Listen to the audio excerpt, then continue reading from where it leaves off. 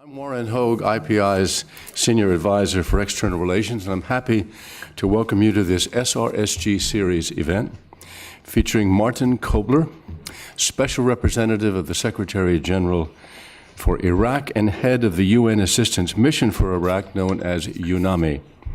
We started this SRSG series in 2006, and those of you who know my background as a New York Times foreign correspondent may not be surprised to learn that it is one of my favorite things we do at IPI because it brings people from posts far from UN headquarters with real first-hand, on-the-ground, eyewitness experience into contact with the diplomatic and policy community based here in New York.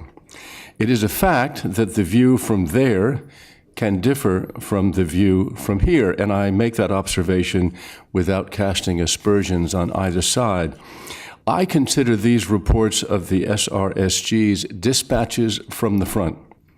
And some of the countries that the series has focused on have been places of staggering challenges for the UN, like Liberia, Syria, the Central African Republic and Chad, Sudan, the DRC, the Palestinian territories, Afghanistan, and Iraq.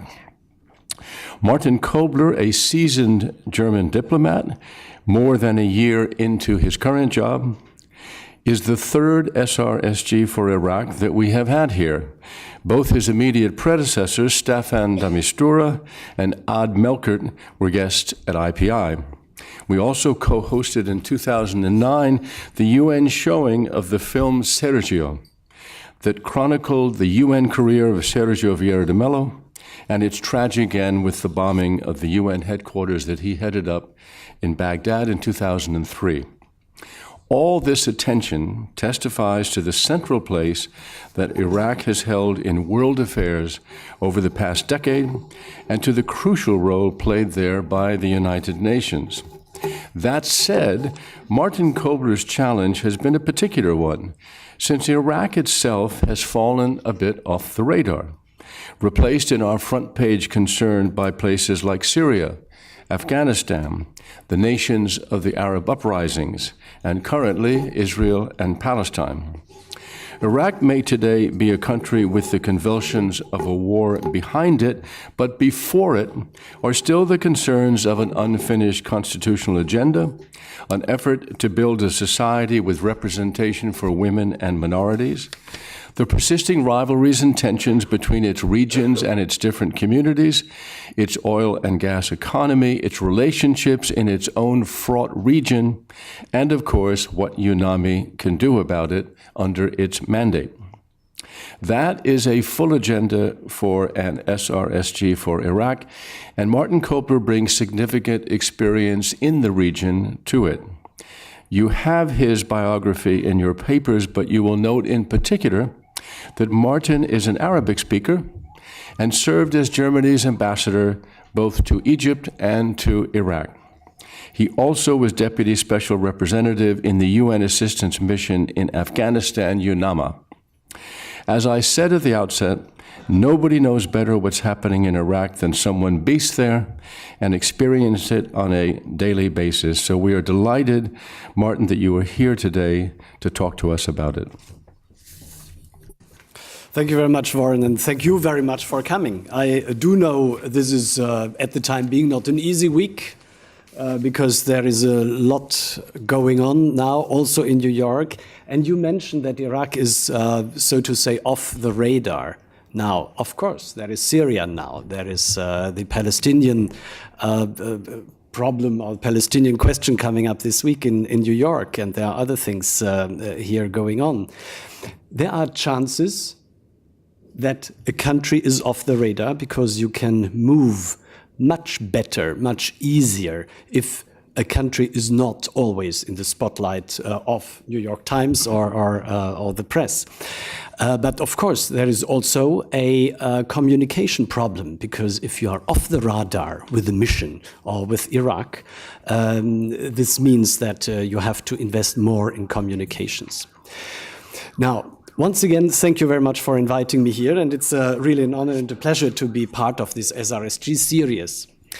I will talk around 15 minutes or so, and I would very much like that we enter after this into a lively discussion, because for me, reporting coming from the field, it's also very important to get your input, what your concerns are, what your views are, because we from the field, so to say, sometimes tend to be a little bit Iraq-centric, and we need the world and we need you.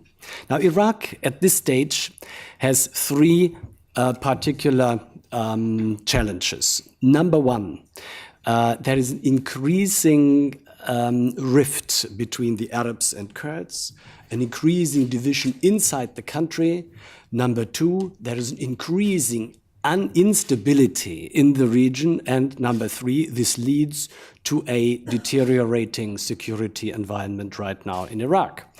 Now, when I say this, one has to compare the situation with, let's say, 5 years ago. And I was German ambassador in Iraq, as Warren said, in 2006 and 2007. Of course, the situation cannot be compared security-wise to what was going on, civil war and anarchy of 2006 and 2007. However, there is a certain concern that the increasing rift, the increasing instability of the region, and the impact on the security situation, this has to be handled.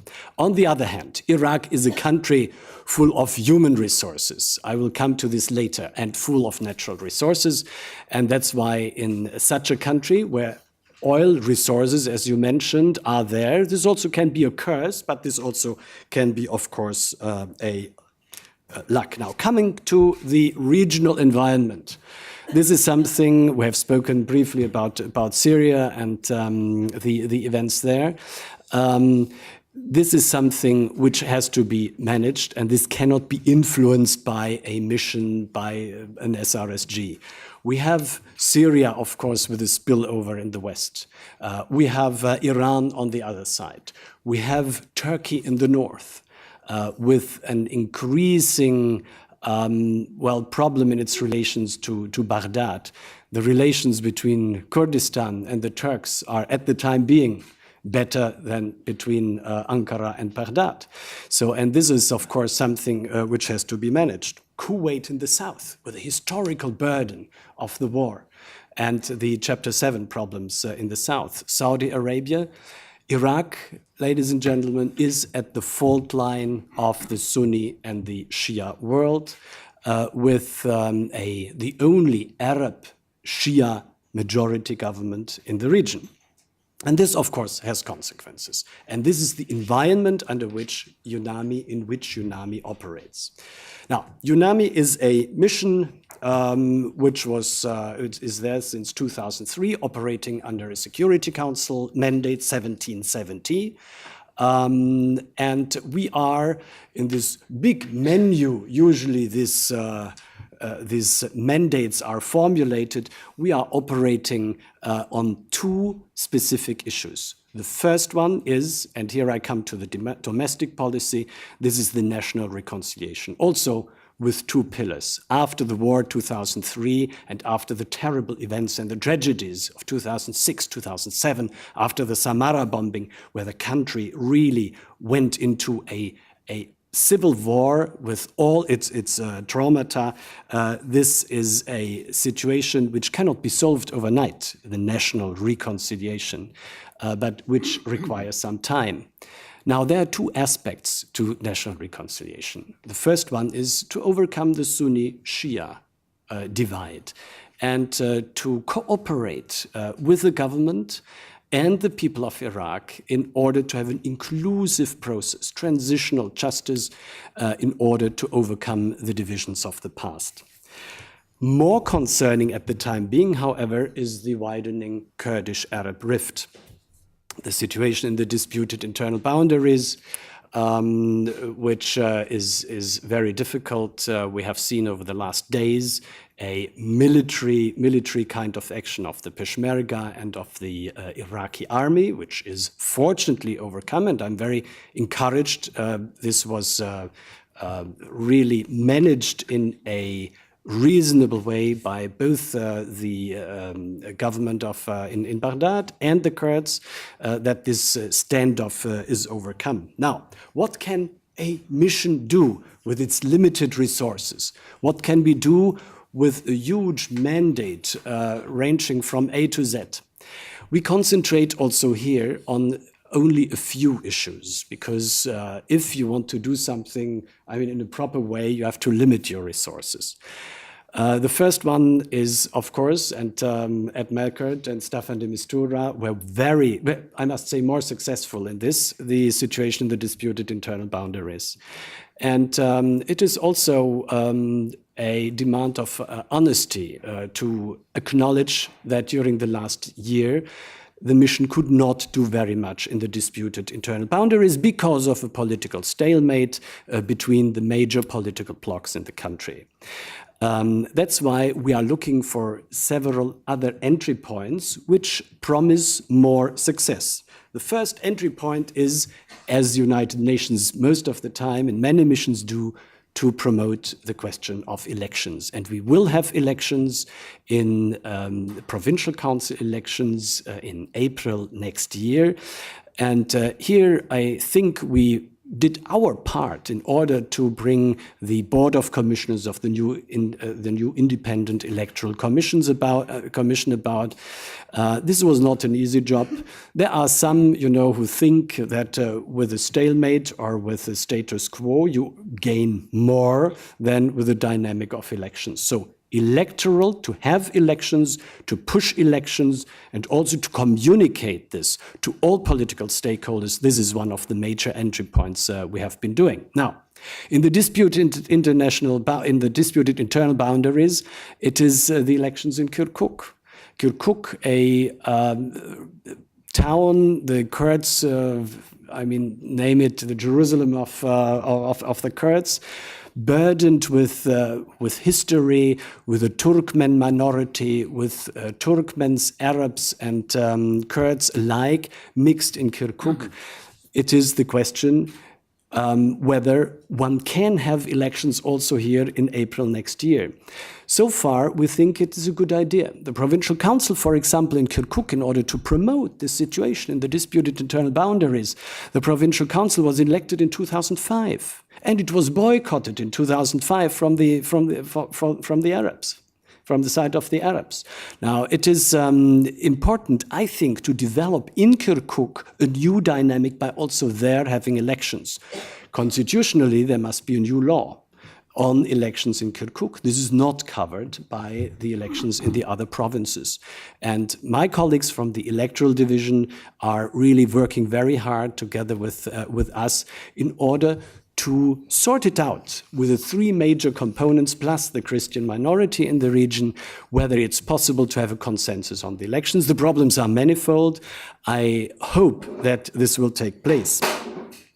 The second point I think we are working on is what you called the unfinished constitutional agenda. This is indeed something very important. It is not spectacular, but it is all the more important.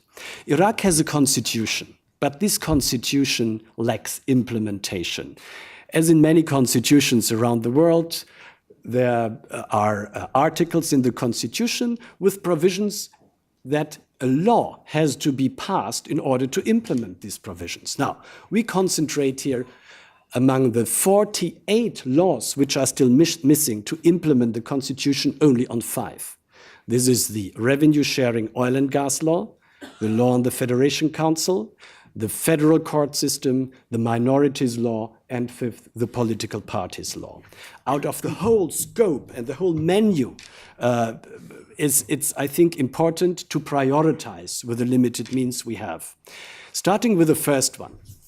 I mentioned the entry point of elections, in particular in the disputed internal boundaries. I think equally important, if not more important, is the passing of the revenue sharing law, the huge oil richness of the country, which can be a curse, which can also be a blessing for a country. This has to be managed, and the revenues out of this tremendous natural resource has to be distributed fairly among the provinces. Now, Iraq already now is the third largest oil exporting country in the world, with an oil production end of the year with 3 million barrels per day. The south of Iraq alone, around Basra, has an oil production per day of 2 million barrels per day. This equals the total oil production of the state of Kuwait. So only the south of Iraq has the same oil production per day as the state of Kuwait has. So here you see the enormous potential. Now, by 2035, the oil production of Iraq will grow to 8 million barrels per day. And you can easily calculate what revenue and what contribution to the GDP this is. By the way, just to tell you briefly, we have spoken about the regional environment. The oil production of 8 million barrels per day, according to the prognosis, in 2035, will go 80% to the east, not to the West, not to the States, and not to Europe, but it will go to India and China, 80%. Today, we have a split 50% to the West and 50% to the East. And also here you can see where tendency-wise the country might go. It will politically direct itself. If they export 80% to India and China and to the East, it will be more looking to the East as it does now. Now, revenue sharing law is one of the most important topics.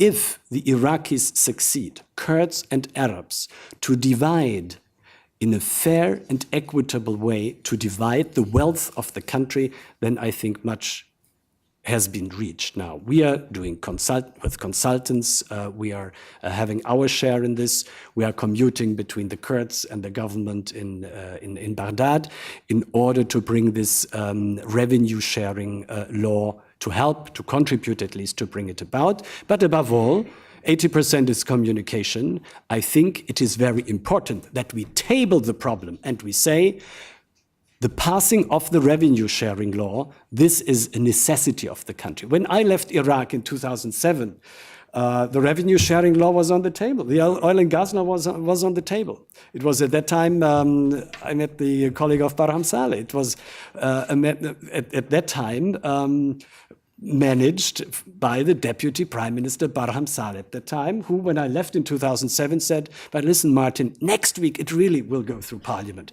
I come back 5 years later, same law on the table, next week, yes. Same law on the table. So I think it's very important. Oil and gas law. Who concludes the international oil contract with whom? How is the revenue, the enormous wealth of the country shared in a fair way? This is something we would like to contribute, but also to put it in the focus of the public. Federation Council. Every federal state, Article 1 of the Iraqi Constitution says Iraq is a single federal state. Every federal state in the world has a second chamber. Iraq does not. Now, we are deploring the gradual widening of the gap and the rift between the Kurds and the Arabs. A second chamber, where the provinces have a say on the central level, might contribute to reducing this widening gap. Now, this is something I think which is very important out of the whole menu of the unfinished constitutional agenda, that the country will have sooner or later, better sooner than later, a federation council. Minorities law and other laws, like the political parties law, is another focus of our activities. Apart from this, of course, the usual agenda of United Nations, human rights. We have a very strong, very active human rights department within UNAMI, and I'm very happy that the government is very responsive to these questions. Not always of the same opinion, but it is very responsive to human rights questions. Iraq has a ministry of human rights. Iraq has a minister of human rights. Iraq has, in addition to this, an independent human rights commission. They lack operationability at the time being, but they just started a few months ago, and I think these are very encouraging signs. I said we are not always of the same opinion, of course, with the government, but it's very important to say our mandate is at the request of the government, yes, but it is not It does not mean that we are working for the government alone. The mandate says very clearly, we work for the people of Iraq as well as for government and other stakeholders. And I think this is a very good role United Nations can play in this context. It means also to safeguard independent institutions, independent electoral commission, independent human rights commission, independent central bank, independent institutions apart from the state institutions. Now, that's what we are doing in the bilateral field here, and we try to stabilize as far as we can, to stabilize through meetings with all stakeholders, commuting between the Kurds and the different faction of the government in Baghdad and the political blocs. Now, I'm coming from Kabul, as you mentioned.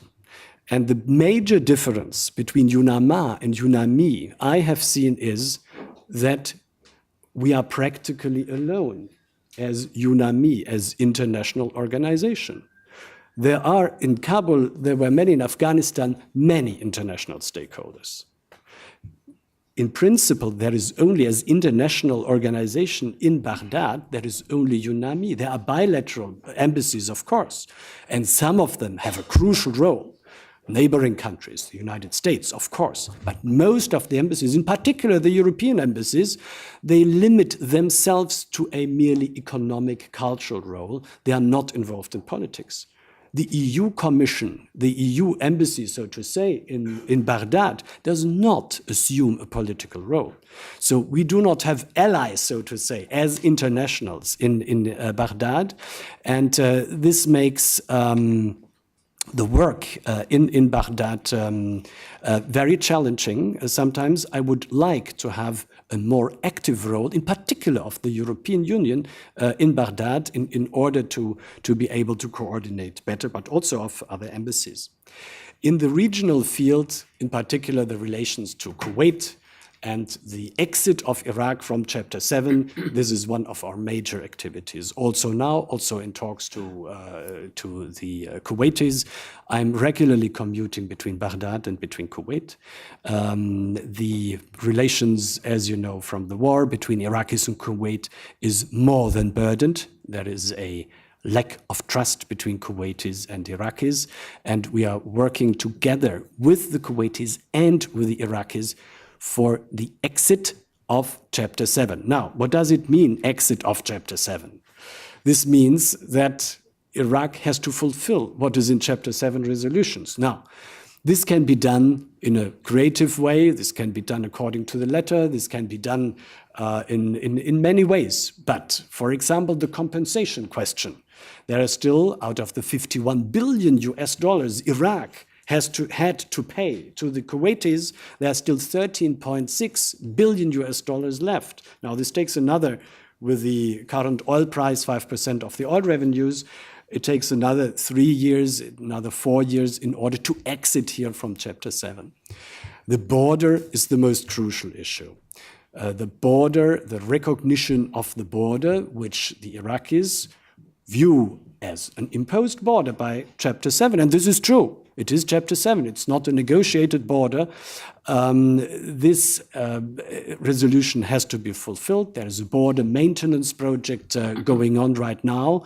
If this is done, if the recommendations of UN are fulfilled, then also this resolution is gone. Other resolutions like missing persons, like the return of the archives, is also very important to tackle, but also here by constant talking, not so much taking sides, but by constant talking and facilitating talks, I think we get a little bit further. And I'm very confident we manage by end of the year. Last point is the question of in this whole Chapter 7 issues of the compensation, farmers' compensation, those farmers who were driven out here from Kuwait, who had to be relocated after the war, they have to be compensated. Also here, still some work is to do. This is Chapter 7, but if the confidence is missing, it's also very important to re-establish bilateral issues.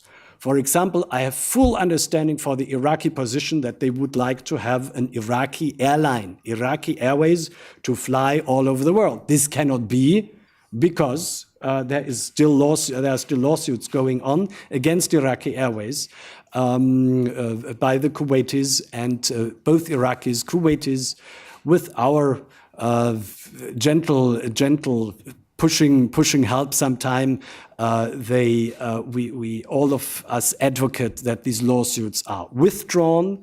It is a difficult process that Kuwaiti Airways and the government of Kuwait is compensated, and that the Iraqi Airways planes, this is a matter of national pride for the Iraqis, they can fly again. The access to the Hoge Abdallah, another bilateral problem, to have an unimpeded navigational access to Hoge Abdallah in Qasr, to the sea, because this is the only access Iraq has to the sea. So multilateral issues, chapter 7, bilateral issues. This costs a lot of energy.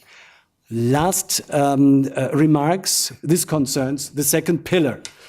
Special political missions have. This is the work together with the UN country team. Very important to bring politics and development here together. Also here, you cannot do everything, but I see that also here a tremendous difference between UNAMA and UNAMI. This is that nothing is a question of money in Iraq. It's a matter of organization, it's a matter of governments, it's a matter of red tape, of bureaucracy, of corruption, but it's not a matter of money. Afghanistan indeed does not have monies and needs donor conferences. UNAMI is not involved in donor conferences. Iraq does not have money. The oil revenues are there. It's the question that this money can be spent together with the country team in a good way. Here we focus on 3 issues. The first one is the youth, the second the women, and the third one the environment. All these are developments which this cannot be done overnight, everything. But Iraq is a young country. You do not see it regularly, because if you talk to government, these are all mainly elderly gentlemen who are working there. But 50% of the population is below the age of 18. There is a tremendous youth potential in the country. Now, what we have been trying to do over the last year is to contact them and to reverse the trend. If you sit together with Iraqi youth, the most popular topic in conversation is, how can we leave the country? Where do we get the scholarship in order to leave the country? And this is something which I, of course, understand, but this is something, a potential which will be lost for the country if the youth or the thoughts of the young population circle around the idea how to leave the country and how to establish a future outside Iraq. Now, our clear message to the government, but also to the young people is, and this is something which I take very seriously, stay in the country, try to build up your country, and to the government, please do create framework conditions in order to encourage the young population to stay here. Vocational training, but also political participation of the young people. Where is the youth organizations in the political blocs? Why are all decision makers above the age of 55 or 60? Where is the young population who see a perspective that we can participate in the political decision making apart from elections, but also within the political blocs? I think it's very important, as I say, not to be solved overnight, but anyhow an important topic. Women, another problem. And another challenge for Iraq, with over 50% of the population being women, but with only 1 minister of state in the cabinet, and a really also, of course, a cultural problem, but this is something at the core values of the United Nations. And I used to say, United Nations, we are impartial, but we are not neutral. We are impartial, we keep distance from all sides in negotiations. However, we are not neutral. We represent values of gender equality, democracy, human rights, etc. So these are values we represent, and the gender question is one of them. Last word, this is the environment. This is something which is particularly close to my heart. The question which is very often in post-conflict areas, of course, neglected, because there are other things to do, to reduce terrorism, to build up the country. And the questions of environment is very often neglected. That's why we try, together with the agencies, funds, and programs, to define environmental problems, not as technical things, but to put it on the political agenda. In particular, with one project, this is the combat of sand and dust storms in the region, in particular Iraq. When I left again in 2007, there were sand and dust storms between now November and March. The sand and dust storms in Iraq, and these dust storms are bred in Iraq, in 1.8 million hectares of hotspots in Anbar province, mainly, but also a little bit in Jordan, a little bit in Saudi Arabia. The sand and dust storms in Iraq has doubled in the last 5 years, and it will double again in the 5 years to come. Also, this is a task for the next generation to protect the future of the children. That's why to combat the dust storms by big anti-desertification, reforestation projects and the like, by thinking about green belts, but on a large extent green belts running from Anbar, south of Kerbala, to the Kuwaiti border. I think this is a demand which is first of all a political awareness task, and we put it on the political agenda. It is, I must say, also not always very well received to put environmental problems in this kind of situation on the political agenda. However, I think this is something which has to be done. On these three developmental/political topics, we concentrate our energies: problem of the youth, gender equality, and the environmental problems, in particular, to progress gradually with the project together with the United Nations Environmental Programme on the sand and dust storms. Thank you very much, Warren, for giving me the opportunity. Looking forward to a good discussion. Thank you, Martin. The editor in me was thinking as you were speaking, I could publish that as a magazine piece. It was so beautifully framed, and I want to get to you for questions quickly. I just have a couple of my own. One of them is just a general question. Iraq is a country which has been home temporarily to a lot of foreigners, a lot of outsiders with ideas about how it should run its affairs. Most of them have left now. And I wanted to ask you, is the UN, how is the UN viewed there? Are you viewed ever as sort of a meddlesome outsider who should leave the way everybody else left? Or are you viewed as an international entity working for the benefit of Iraq? Do you get acceptance as a UN official in Iraq? Well, this is a tricky question because UN has a history in Iraq, and we have here two challenges. The first one is, if we are at the checkpoint, just to tell you a story, people and our security personnel says, "Well, we are from the UN." Then it's quite often that the Iraqis at the checkpoint say, "Oh, yes, you are from the US." Then we say, "No, we are from the UN." So, matter of communication to make ourselves known. And this is due to security restrictions, also unlike Afghanistan, where we were able to move much more and to make ourselves much more known in the country. We still have, because of the tragic events of 2003, we still have a security posture which is limiting us in our movements. We are working on this, but we have to make ourselves known. Now, when we are known then, and we are known, of course, we do our best here, then it's really the question how we are perceived. Some say, well, there was oil for food and you have done more harm than good to the people of Iraq in the past, and so this is something we have to work on. We are the new UN. We are post-2003, and we try at least to communicate that we are here to serve the people of Iraq. Second remark to your question is, like every special political missions, we should and we have to work to make ourselves superfluous. We are, at the request of the government working there, within our mandate, at the request of the government of Iraq. But we have to disappear one day.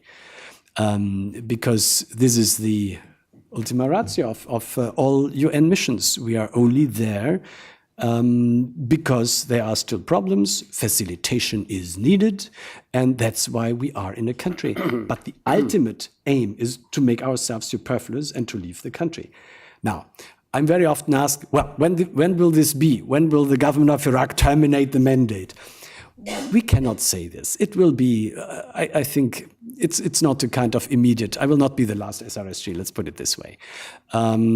We are, I think, more needed than ever. One fact I did not mention is that this year, 2012, is the first year of real independence and sovereignty of Iraq. By 1st of January, the American troops left the country. The American troops left the country. There is no stabilizing force now anymore left in the country. So international presence is very much requested, in particular by non-governmental organizations, in particular by women's organizations, but also by the political bloc leaders, not necessarily always to make use of us, but this is also not necessary. We are very often told, very nice that you are here, but we would like to do it alone. I like to hear this phrase, if it then works. But it is good if our partners and friends say we want to do it alone, because this brings them closer than to take the fate into their own hands. And I wanted to ask you finally, your comment about the youth potential and the desire many young people have to find a way to leave the country. Has there been or is there a brain drain right now in Iraq? And also, in the same context, we remember how many Iraqis left, I think it was 2 million, during the war. Many of them went to Syria, of course, which I suspect they find less hospitable now than Iraq itself. Have those people come back? Have Iraqis who would be productive for the economy, who might have left, might have gone to Europe or something, have they come back now? Not to a large extent. When I'm at universities, I always test this theory. Yeah, mm-hmm. Why are you here? Yeah, and why are you still here? Because they don't have money. But the overwhelming topic there is really how can we leave the country? Now, really, we try, or I try in discussion to say what are the framework conditions which have to be fulfilled to get the people, the brain drain people who are outside back again. Yeah, and this is the government really has to accept this challenge. It's related to your question. What I always think is the absence of intellectuals in the country. Also, they left the country. When do they come back? Where are the painters living in Baghdad? Where are the poets living in Baghdad and not in Amman, London, Paris? When are the intellectual exilees? When are they coming back to Iraq? There is a certain, with all the daily work we are chasing through the days and these crises you always have on the spot, and with elections and the agenda I described, I feel the need to rest and to meet Iraqi intellectuals, painters, to go to galleries. Where are the galleries? There are a few, yes. Now, and this is something which is also important, not only students or young people who left, that they are coming back, but that intellectual life comes back to Iraq. I think it's very important. Also to encourage those exilees in Paris and London to come back to the country. Very interesting. Before I go to the floor, I just want to tell you that your statement about the UN not being neutral but being impartial is almost word for word exactly what Terje Rode-Larsen, president of this institution, friend of yours when you served together in Jerusalem, says, and says often, exactly in those words. It is not neutral because neutral implies no values. Impartial is the right word. Yes, in the third row. By the way, we are webcasting this, so when you get the microphone, please hold it steady. And identify yourself. Thank you for giving me the floor. Good morning to everybody. I would like to, first of all, identify myself as Indonesian delegation from the Indonesian mission. My name is Diana Sutikno. I'm in charge of peacekeeping, peace building, mediation issues in the mission. I'd like to, first of all, welcome warmly the SRSG's Martin Kobler in our midst, and I think this has been always a very, very good engagement with the special representative, apart from, of course, within the formal setting of the United Nations. Mr. Kobler, Ambassador, I would like to, I think I'm intrigued with one of the comments from the moderator, especially with regards to brain drain, the issue of the possible brain drains of the youth, which comprises probably almost the majority of the population in Iraq. And I think what we have to stress is the importance of, and also as well on the perceived notion of the UN presence on the ground. It's the importance for the UN at this point. We have the agenda in the United Nations for about past year on the review of civilian capacity. Secretary General has issued 2 reports, and we in the UN General Assembly has adopted this year a resolution on civilian capacity in the aftermath of conflict. And in the resolution, we reaffirm the importance of working together with national institutions and the importance for enhanced regional South-South and triangular cooperation and the national capacity building of countries emerging from conflict. That's one development that I would like to inform you, and then maybe and hopefully that you are aware of that.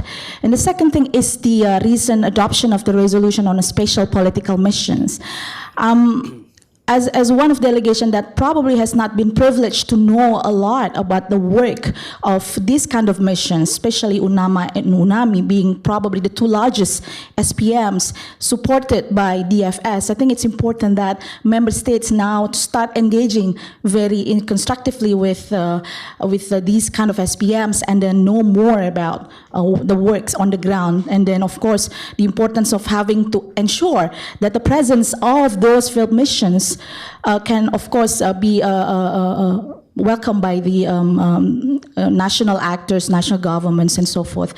Can I just, before I conclude, I have one quick comment of the issue of the right sizing or downsizing in many UN field missions right now, that we are concerned because, of course, in terms of the troop contributing countries, Indonesia is not on the top 5, but we have this ambition, of course, to aim bigger. Now we are on top 15, but on SPM, we're not probably even the key players, but SPMs also have been financed through the regular budget, which Indonesia probably annually contributed around $3 million.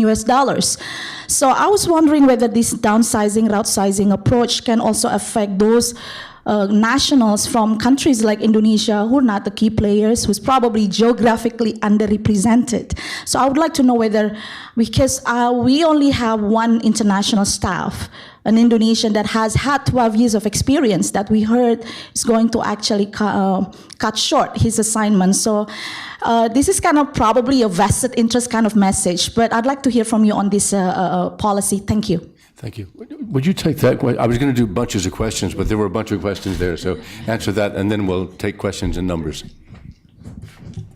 Okay, thank you very much. Terima kasih banyak.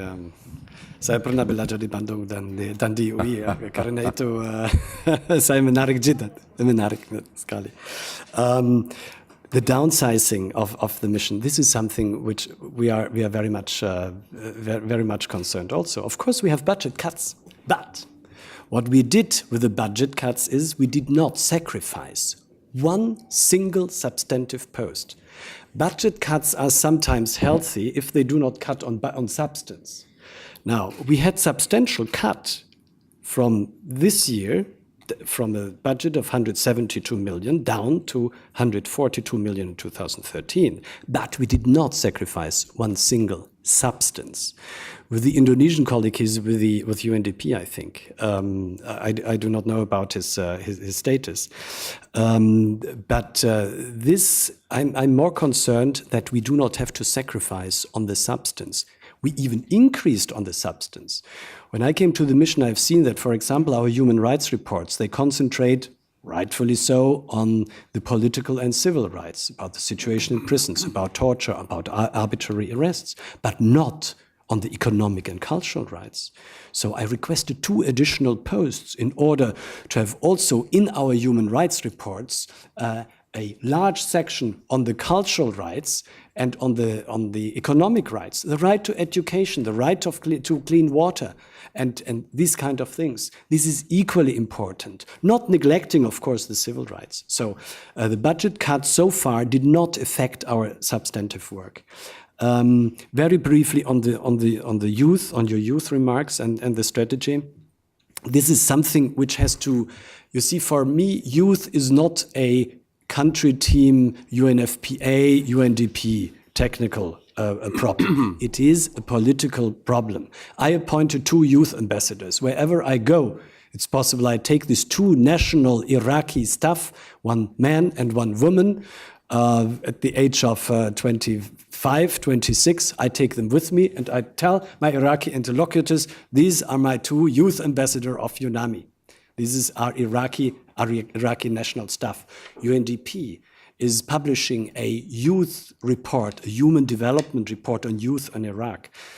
This is usually very well made, these reports. And with these kind of measures, we try to raise the youth problem and the problems of the youth to the political level. Curricula development, I mean, extremely important. Many of the curricula, they are still from the 70s, 80s. But not, we are 21st century in the meantime. Now, this is, you see, Iraq is a wonderful country with a really difficult past. So this cannot be done overnight. And this, I do not want to be misunderstood as criticism, that the students in Basra, they are taught English literature according to the curricula of 82. Yeah, and not of 2012. It does not come overnight, but to raise all these problems to a political level and to encourage the government to take our technical advice, then this I consider my task. Thank you. I'll go 1, 2, 3.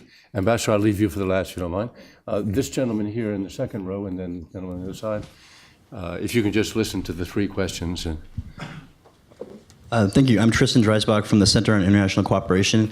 I just wanted to know if you could speak briefly on the effect that the war in Syria has had on the situation in Iraq. What complications has that had for UNAMI? How have you had to deal with those? And specifically the refugees in Iraq. I know for a while the borders were open and now there's some restrictions on who can come in. I believe it's adult males are not supposed to come in. So how has UNAMI dealt with meeting the needs of those refugees, and just how have you seen the Syrian crisis affect the situation in Iraq? Thanks. Good question. This gentleman here. Hello, my name is Daisaku Higashi, Minister Counsel in Japanese Mission to the United Nations. But in 2010, I used to work for UNAMA in Afghanistan as a team leader for reconciliation and integration under the command of the Martin Kobler. So it's a little bit emotional to see you today again in New York. Let me ask 2 questions.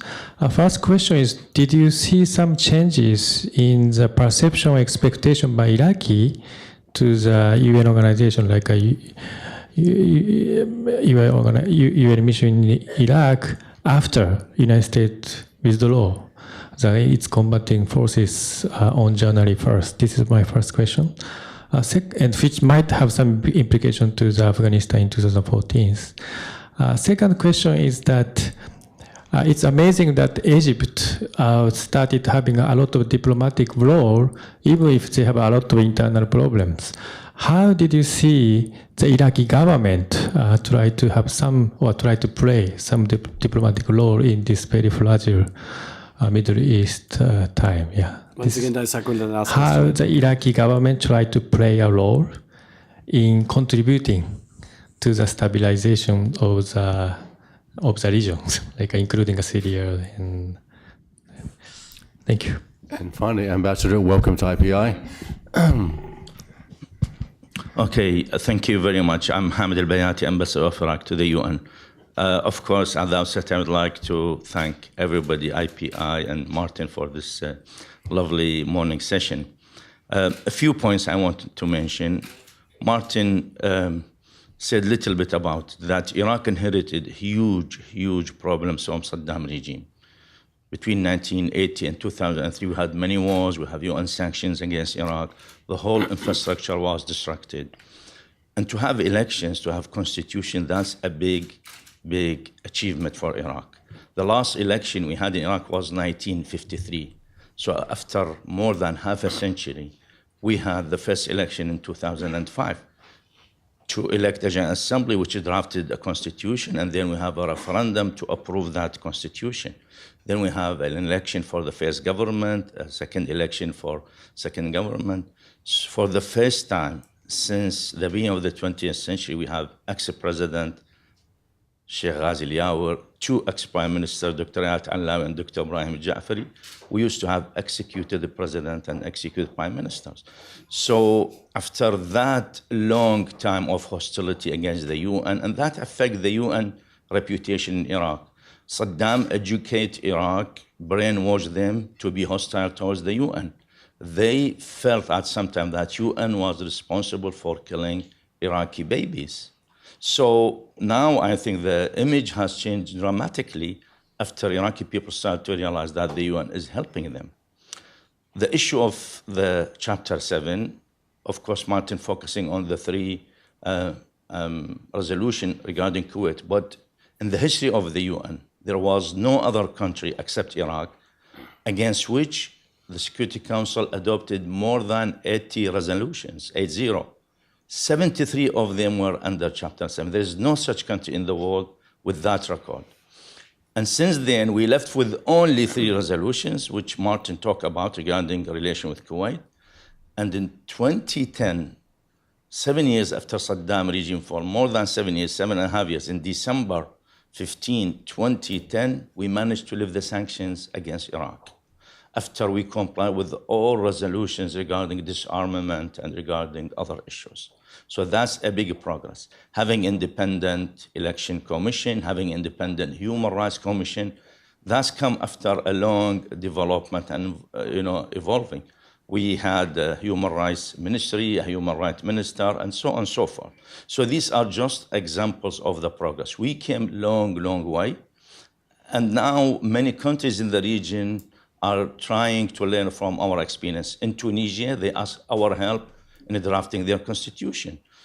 So really, I think the UN play an important role. Without the UN, and I work with Ashraf Ghazi since my arrival, with Damastora, with Ed Melkert, and now with Martin, and I know how much the UN is important. Now the Iraqi government feel the UN is important, the Iraqi people feel, and I myself, sometimes I told people in the UN, I work for the UN as much as I work for Iraq, because I believe that they did a great job in Iraq. And they could use their experience in Iraq now in other countries in the region and the world. So with Ed Melkert and his team, and with Ed Melkert, with Damastora, with Martin, team in Baghdad and in the UN in New York, I think we are lucky to have them. We are helping them to achieve the objective of helping both the Iraqi government and the Iraqi people. At the end of the day, we have an elected government, not a government which is imposed on Iraq and the Iraqi people by a military coup. So thank you very much for this opportunity. Thank you, Ambassador. Martin, we've just at IPI here done evaluations of all the people on the staff. That sounded to me like a pretty good evaluation of your work in Iraq. Do you remember the questions that were asked before the ambassador spoke? Yeah. Yeah, I think starting with the ambassador, just to highlight one point, you made it very clear. After 3 terrible wars, after decades of sanctions, this is really the umbrella under which what we all should have in mind when, expressing our criticism against Iraq. This we do. Yes, there are really difficult problems going on, but this has to be seen against the backdrop of the past of Iraq. And after the civil war of 2007, the development started. Now we are 2012. Now the Americans left the country. These are 5 years since 2007. And against the backdrop of the past, This is really, I think, with all criticism we have, yes, there is corruption, yes, there is political stalemate, but this is something, I think, with the goodwill of everybody and with the really tenacity and with the good-heartedness of the people. I mean, this will be overcome. Now, to the practical questions, what the colleague here in the white shirt said, Syria. Indeed, there are two problems. One are the refugees. There are 45,000 refugees right now.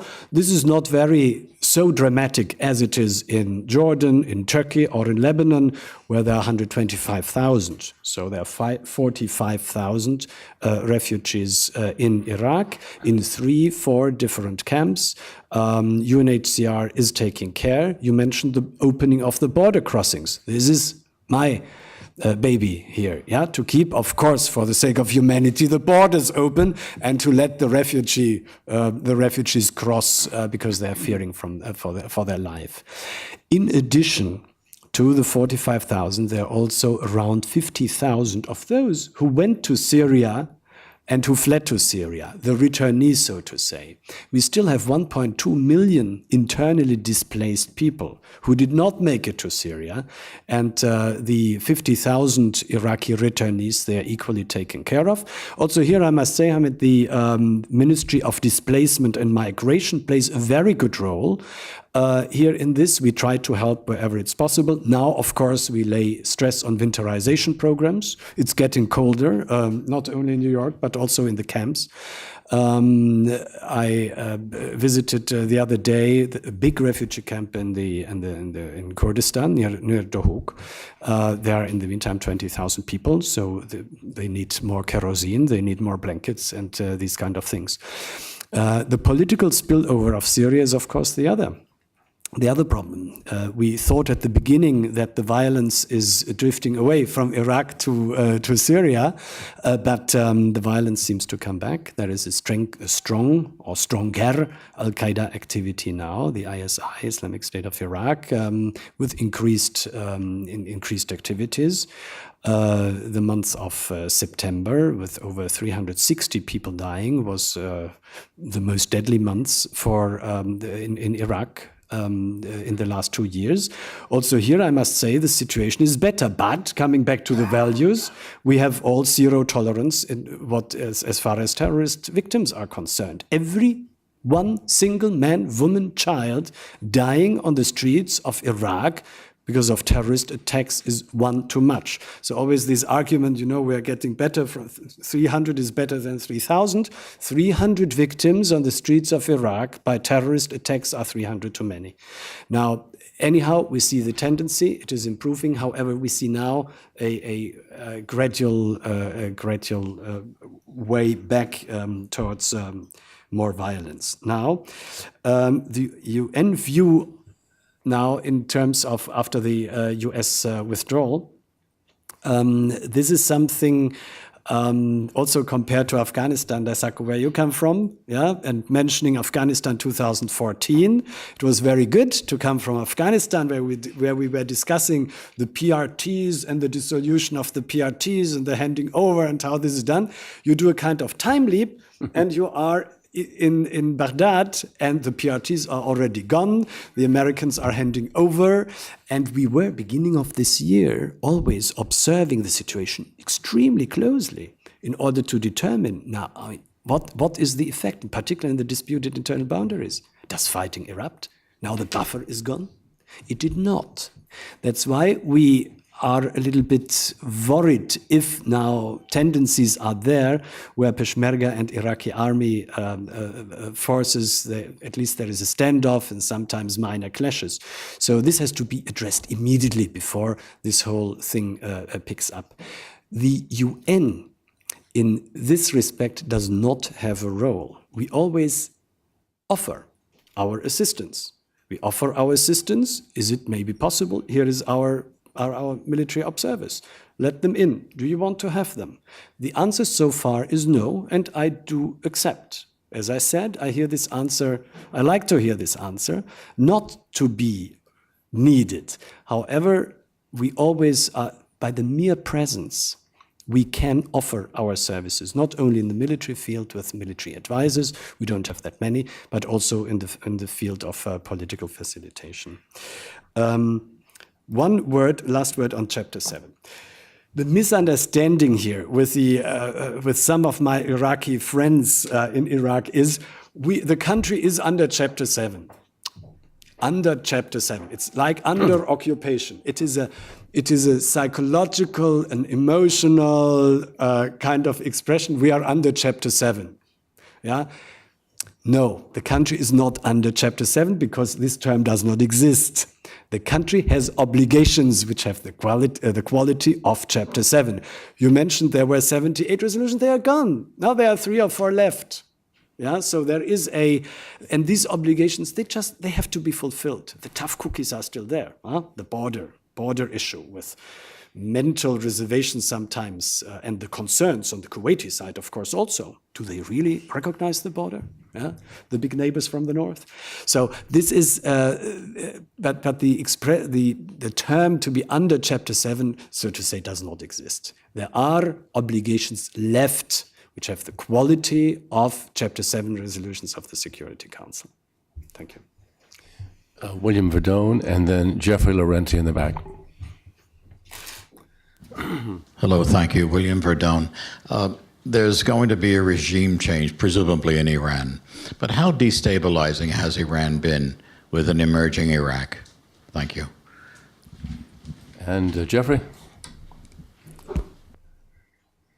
Martin, I join in sharing Warren's awe at a fluid presentation, seemingly almost without notes, that bang, bang, bang ran through every issue and would seem to have been so comprehensive there's not much room for questions. But you posed one that I hope you will help us answer when you asked, where are the youth wings of the political parties? That is, what is it that makes it hard for this large younger generation to be able to elbow its way into being taken seriously in politics?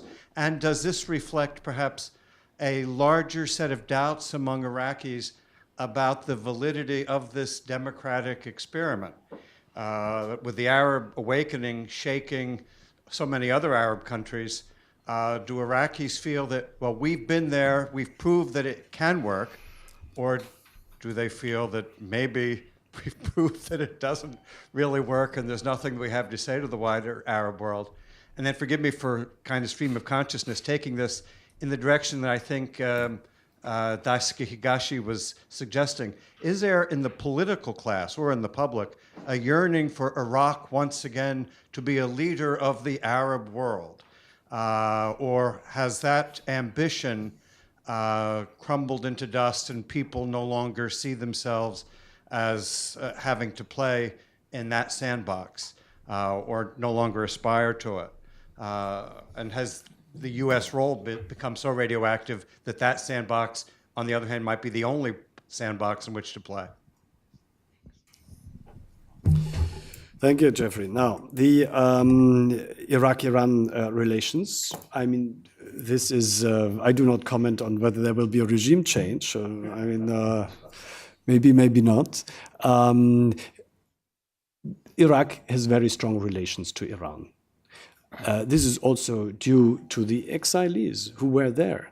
The Shia population partly were there. The leaders of today, they were in exile in Iran. Not only the Shias, also Kurds. Kurds under Saddam Hussein, they found refuge in Iran. They have their families partly still there. They have real estate, very important. So they have houses, and they have still political and, of course, family links to Iran.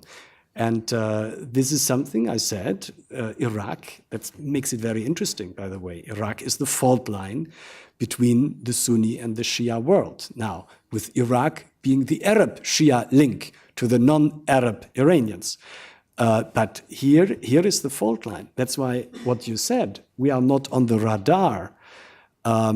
This is true. But because of the sensitivity of the Sunni-Shia divide in Iraq, if the political blocs do not handle this with care, both their relations to Iran, but also their relations to the Sunni world from the Sunni side, this could be a matter of concern. That's why we have to also, as international community, we have to observe it very closely. On the youth, the validity of democracy, no. The youth wants to leave the country for 3 reasons. First one is security, second jobs, third corruption. Yeah, these are the 3. We made a small opinion poll, and this is one of my favorite projects. Anyhow, that there are no opinion polls in Iraq, and it's very difficult, to do it. But one should have it in principle. Now, our small opinion poll, we put several questions, and this, but this is not, representative. It's just gut feeling from my talks and this small inquiry we did.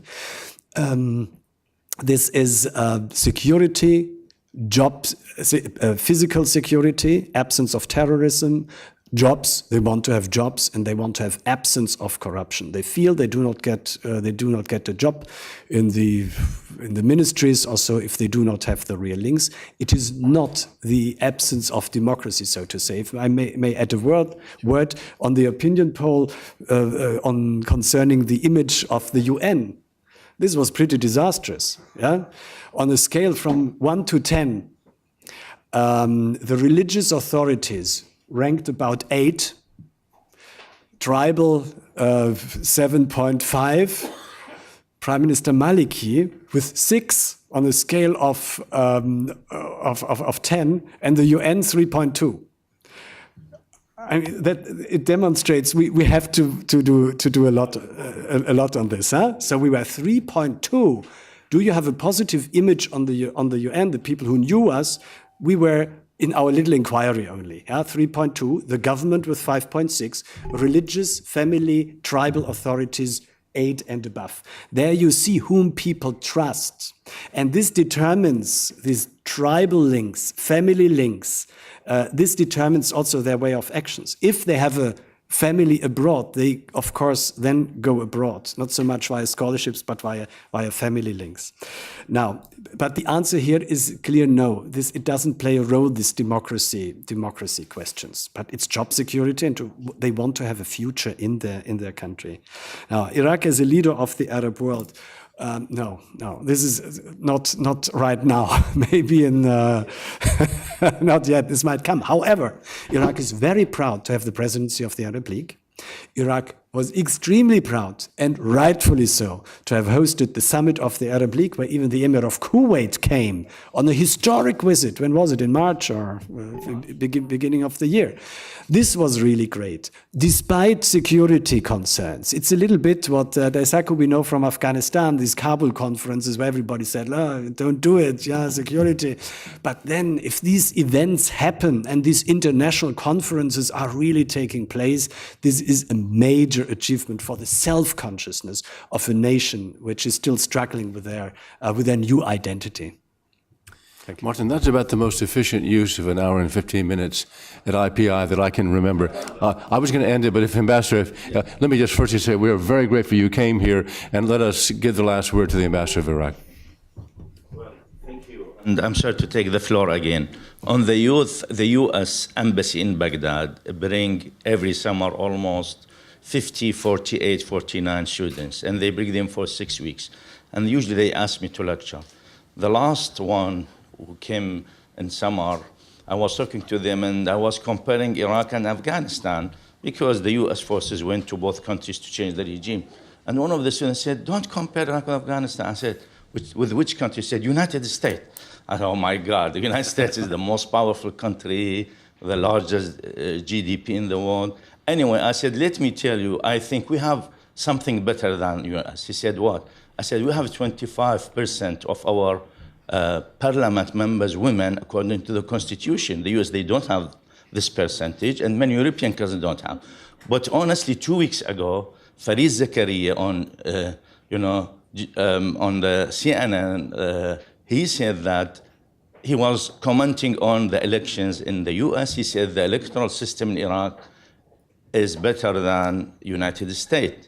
basically, he said the machines here, some places are electronically, some of them are manual, and they couldn't recount the votes because the machine doesn't have printout. He said, unlike Iraq, when there was a dispute about the election, they could do a manual, counting.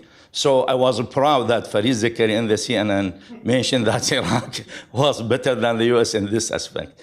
So really, as I said, election democracy is good, but as Martin said, we have really challenges, especially youth, the jobs and services like electricity. We still have lack of services. And there was an important law presented by the government to the parliament, which is the infrastructure law, which allows foreign companies to come and rebuild the infrastructure, and the government will pay installment in the future because we need like $60 billion, which is more than half the budget of Iraq yearly to rebuild the infrastructure.